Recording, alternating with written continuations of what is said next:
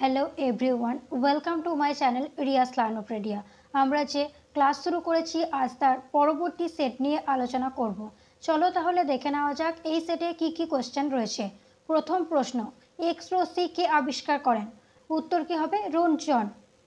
German পদার্থবিজ্ঞানী Wilhelm Conrad রোন্টজন 1895 খ্রিস্টাব্দে এই রশ্মি আবিষ্কার করেছিলেন। কোন যুগে সভা সমিতির উল্লেখ পাওয়া যায়? ঋগ্বৈদিক যুগ, গুপ্ত যুগ, মৌর্য যুগ, মুঘল যুগ। উত্তর কি হবে? ঋগ্বৈদিক যুগে সভা সমিতির উল্লেখ পাওয়া যায়। ঋগ্বৈদিক যুগে সভা এবং সমিতি নামে দুটি গুরুত্বপূর্ণ প্রতিষ্ঠানের উল্লেখ পাওয়া যায়। সভা কি না, সভা ছিল বয়স্ক এবং অভিজ্ঞ ব্যক্তিদের নিয়ে গঠিত একটি ছোট পরিষদ যা সম্ভবত বিচার ও প্রশাসনিক কার্যাদি দেখত। আর সমিতি, এটি ছিল সাধারণ জনগণের বৃহত্তর একটি সমাবেশ যা রাজনৈতিক বিষয় নিয়ে আলোচনা করত এবং রাজাকে নির্বাচন বা অপসারণ করার ক্ষেত্রে গুরুত্বপূর্ণ ভূমিকা রাখত। পরবর্তী প্রশ্ন, কোন গর্ভনিরোধক পদ্ধতিটি পুরুষদের ক্ষেত্রে প্রযোজ্য? উত্তর কি হবে? উত্তর হবে ভ্যাসেকটমি গর্ভনিরোধক পদ্ধতিটি পুরুষদের ক্ষেত্রে প্রযোজ্য। পরবর্তী প্রশ্ন, শুষ্ক বরফ আসলে কি?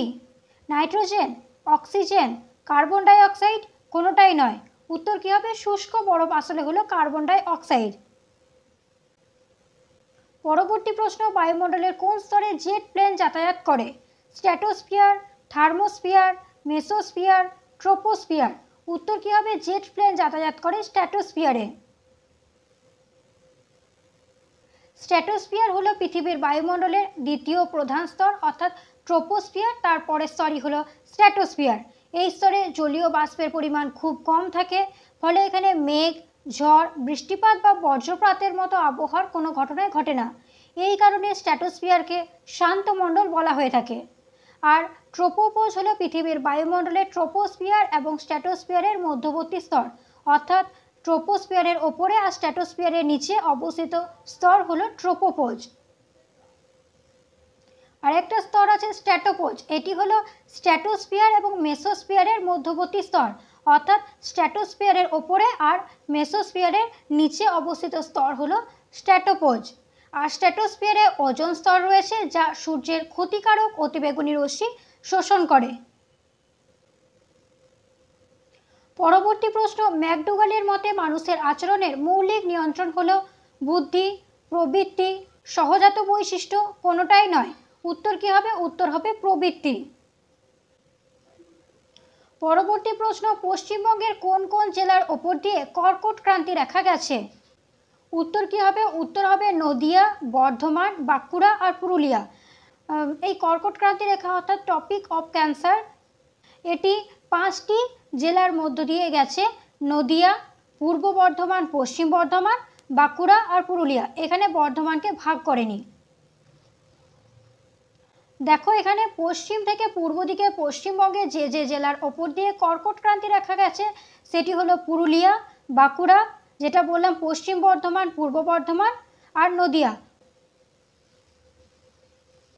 পরবর্তী প্রশ্ন, রঞ্জিত সিং অমৃতসরের সন্ধি স্বাক্ষর করেন কত খ্রিস্টাব্দে? উত্তর কি হবে? 1809 খ্রিস্টাব্দে অমৃতসরের সন্ধি স্বাক্ষর করেন। মহারাজা রঞ্জিত সিং এবং ব্রিটিশ ইস্ট ইন্ডিয়া কোম্পানির মধ্যে অমৃতসরের সন্ধি 1809 খ্রিস্টাব্দে স্বাক্ষরিত হয়েছিল রঞ্জিত সিং আর ব্রিটিশ ইস্ট ইন্ডিয়া কোম্পানির মধ্যে। পরবর্তী প্রশ্ন, তিস্তা নদীর উৎপত্তিস্থল কোথায়? নেপাল, সিকিম, বাংলাদেশ, ভুটান। উত্তর কি হবে? উত্তর হবে তিস্তা নদীর উৎপত্তিস্থল হলো সিকিম। তিস্তা নদী ভারতের সিকিম রাজ্যে অবস্থিত জেমু হিমবাহ থেকে উৎপন্ন হয়েছে। পরবর্তী প্রশ্ন, নদীর প্রবাহ মাত্রা জলকে কি বলা হয়? লেন্টিক জল, লটিক জল, মিষ্ট জল, খড়ো জল। উত্তর কি হবে? নদীর প্রবাহ মাত্রা জলকে বলা হয় লটিক জল।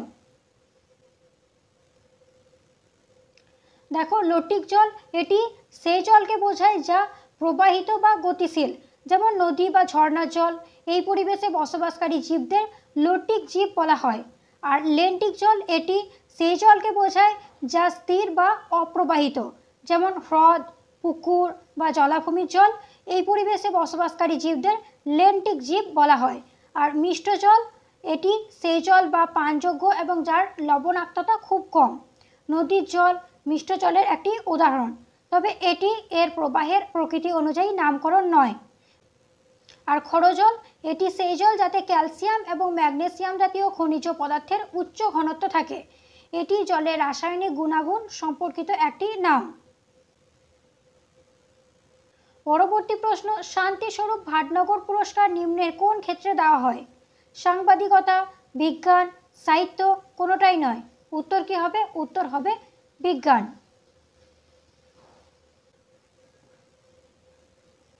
এটি বিজ্ঞান এবং প্রযুক্তির বিভিন্ন শাখায় অসামান্য অবদানের জন্য দেওয়া হয়। কোন সংস্থা দিয়ে থাকে? না, ভারতের council of scientific and industrial research, CSIR। আর এর নামকরণ হয়েছে ডক্টর শান্তিস্বরূপ ভাটনগরের নাম অনুসারে নামকরণ হয়েছে ভাটনগর পুরস্কার। পরবর্তী প্রশ্ন, নিচের কোনটি গ্রন্থির উদাহরণ নয়? অগ্নাশয়, কিডনি, পিটুইটারি, লিভার। উত্তর কি হবে? উত্তর হবে কিডনি।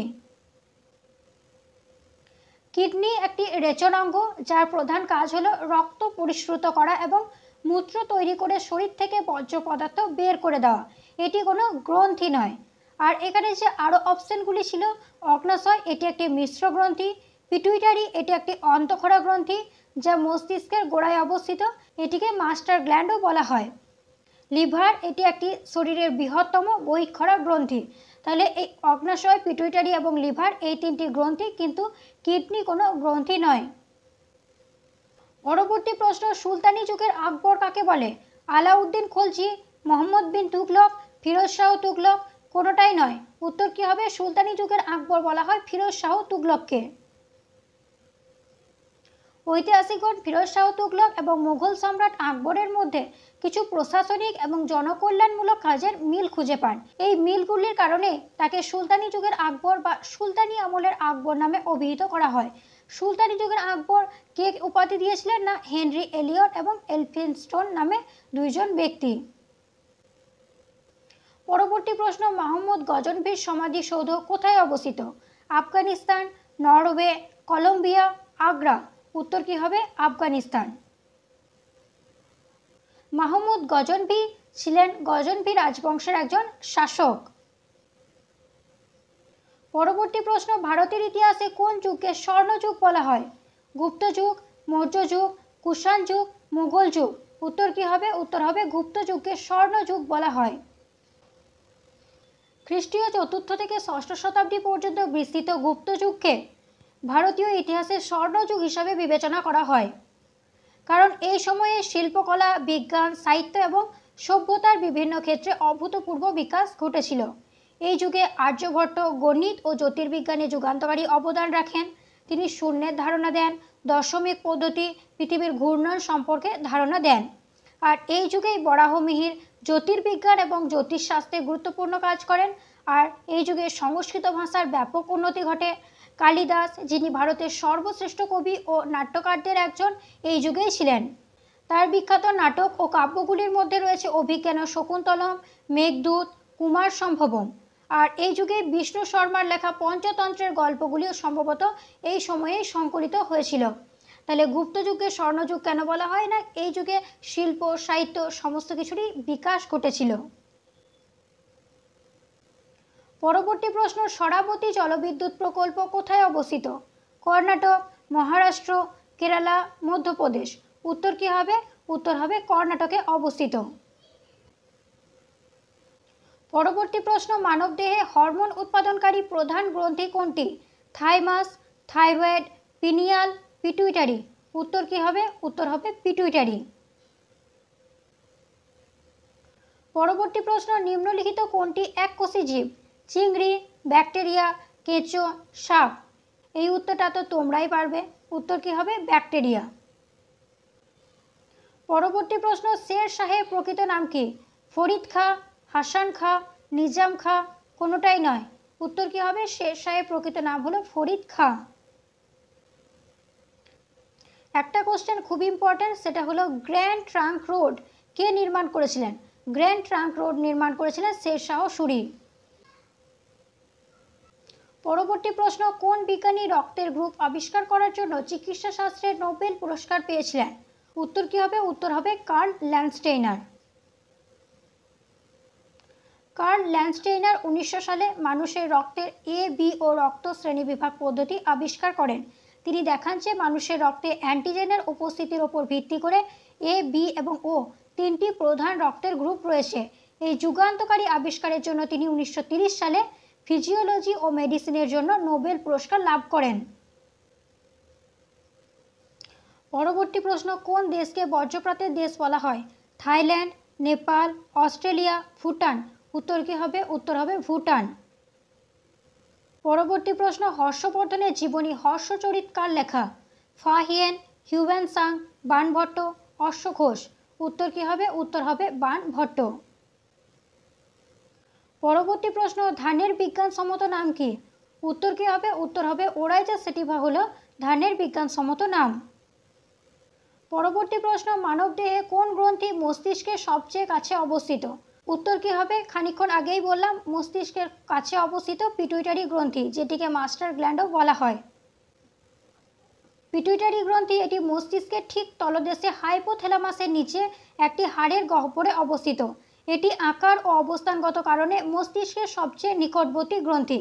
এটিকে মাস্টার গ্ল্যান্ড বলা হয় কারণ এটি অন্যান্য অন্তঃক্ষরা গ্রন্থিগুলির কার্যকলাপ নিয়ন্ত্রণ করে। তাহলে পিটুইটারিকে মাস্টার গ্ল্যান্ড কেন বলা হয়? না, অন্যান্য অন্তঃক্ষরা গ্রন্থিগুলির কার্যকলাপ নিয়ন্ত্রণ করে বলে। পরবর্তী প্রশ্ন, প্রাচীন আর্যদের সময় গ্রামের প্রধানকে কি বলা হতো? পাঁচাল, গ্রামমুখ, গ্রামণী, বালি। উত্তর কি হবে? উত্তর হবে গ্রামণী।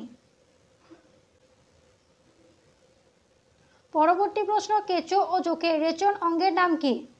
দেহতল, নেফ্রিডিয়া, বৃক্ক, সবুজ গ্রন্থি। উত্তর কি হবে? কেঁচো ও জোকের রেচন অঙ্গের নাম হলো নেফ্রিডিয়া। পরবর্তী প্রশ্ন, দ্বিতীয়বারের জন্য সুভাষচন্দ্র কংগ্রেস সভাপতি নির্বাচিত হয়েছিলেন কোথায়? পাটনায়, হরিপুরায়, ত্রিপুরীতে, ওয়ার্ধায়। উত্তর কি হবে? উত্তর হবে ত্রিপুরীতে। সুভাষচন্দ্র বসু দুবার ভারতীয় জাতীয় কংগ্রেসের সভাপতি নির্বাচিত হয়েছিলেন।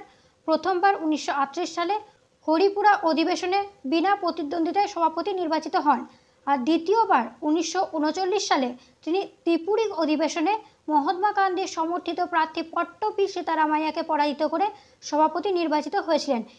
তাহলে তিনি দুবার সভাপতি নির্বাচিত হয়েছিলেন, একবার হরিপুরা অধিবেশনে আর একবার ত্রিপুরী অধিবেশনে। তার মধ্যে দ্বিতীয় অধিবেশন অর্থাৎ ত্রিপুরী অধিবেশনটাই সবচেয়ে বেশি ইম্পর্ট্যান্ট। পরবর্তী প্রশ্ন, গঙ্গার জলকে পরিশুদ্ধ করার জন্য প্রকল্পটি হলো? উত্তর কি হবে? উত্তর হবে Ganga action plan. Ganga action plan GAP এটি 1985 সালে ভারতের তৎকালীন প্রধানমন্ত্রী রাজীব গান্ধী কর্তৃক চালু হয়েছিল। এই প্রকল্পের প্রধান উদ্দেশ্য ছিল গঙ্গা নদীর জলকে দূষণমুক্ত করা এবং জলের গুণমান উন্নত করা। পরবর্তী প্রশ্ন, সাদা কয়লা বলা হয় কাকে? বায়ুশক্তিকে, তাপবিদ্যুৎকে, সৌরবিদ্যুৎকে, জলবিদ্যুৎকে। উত্তর কি হবে? সাদা কয়লা বলা হয় জলবিদ্যুৎকে। পরবর্তী প্রশ্ন, আকবরের শাসনামলে রাজস্ব বন্দোবস্তের উদ্ভাবক ছিলেন রাজা বীরবল, রাজা মানসিংহ, রাজা টোডরমল, রাজা ভগবান দাস। উত্তর কি হবে? উত্তর হবে রাজা টোডরমল। আজকে সেটের শেষ প্রশ্ন, হোমওয়ার্ক। কোন শহরকে ইলেকট্রনিক শহর বলা হয়? চেন্নাই, বেঙ্গালুরু, জয়পুর, কোনোটাই নয়। এই উত্তরটি তোমরা কমেন্টে জানাবে। আর ভিডিওটি ভালো লাগলে লাইক করো, বন্ধুদের সাথে শেয়ার করো এবং সাবস্ক্রাইব করে অল নোটিফিকেশান অন করে রেখো। তাহলে আজকে এখানেই থাক, দেখা হবে অন্য ক্লাসে।